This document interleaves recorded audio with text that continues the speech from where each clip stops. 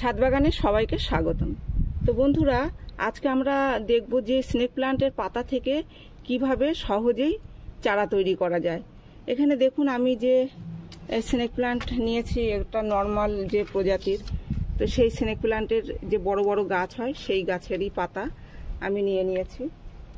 তো এই গাছের পাতা আমরা কিভাবে কেটে নেব, দেখুন এই যে আমি দুটো পাতা কেটে নিয়ে এসেছি। তো আমরা ছোট কিংবা বড় করেও বসাতে পারি, ছোট ছোট করেও বসাতে পারি, আবার একটু বড় করেও বসাতে পারি। তো যেইভাবেই বসাবো না কেন এ হয়ে যাবে। এবার খেয়াল রাখতে হবে যাতে এই দিকটা যাতে ওপরে থাকে আর এই দিকটা যাতে নিচে থাকে। তো এটা আমাদের মাথায় রাখতে হবে যখন আমরা পাতা কেটে নেব। তো এইভাবে মানে এইটা ওপরে থাকবে, এইটা নিচের দিকটা নিচেই থাকবে, ওপরের দিকটা ওপরে থাকবে। এটা যেন ভুল না হয়ে যায়, মানে এটা ওপরের দিক, এটা ওপরে থাকবে, এটা আবার নিচে যাতে চলে না আসে এইভাবে। তো এইভাবে আমরা যখন পাতাটা কাটবো তখন এইটা আমরা মাথায় রাখবো।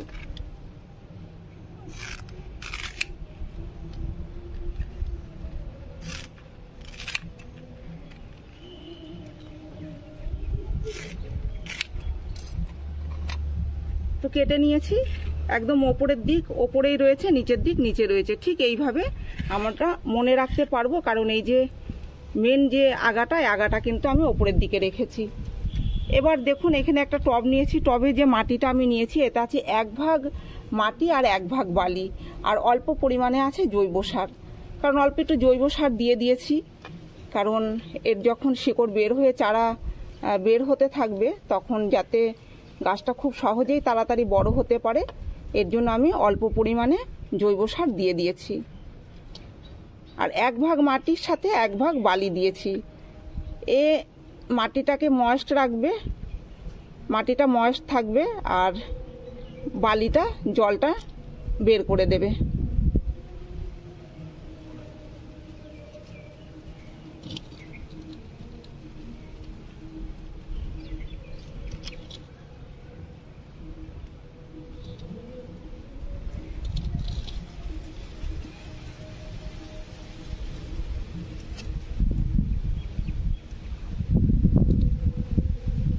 মোটামুটি এতটা মতো, এই 1 ইঞ্চি মতো মাটির নিচে দিয়ে দেবেন।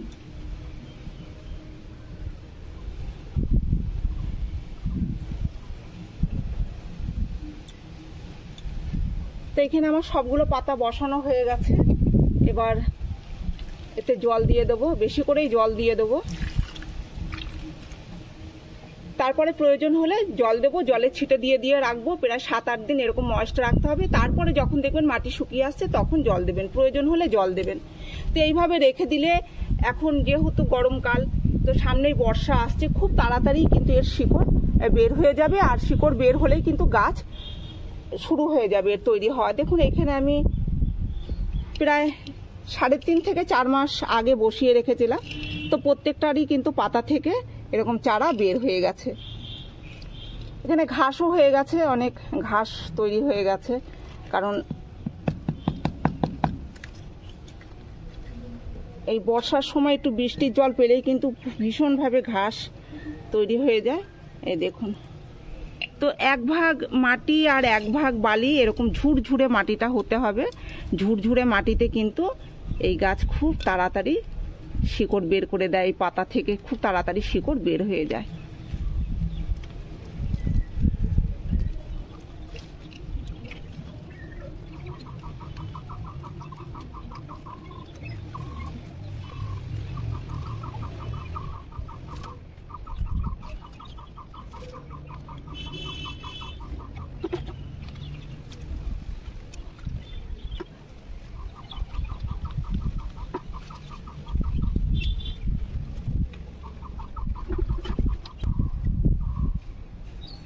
তাহলে এই দেখুন কত সুন্দর কিন্তু এর পাতা থেকে এরকম গাছ তৈরি হয়ে যায়। তাহলে এখানে একটা পাতা, এখানে দেখা যাচ্ছে 2টো গাছ বের হয়েছে, আর এইগুলোতে আরও বেশি।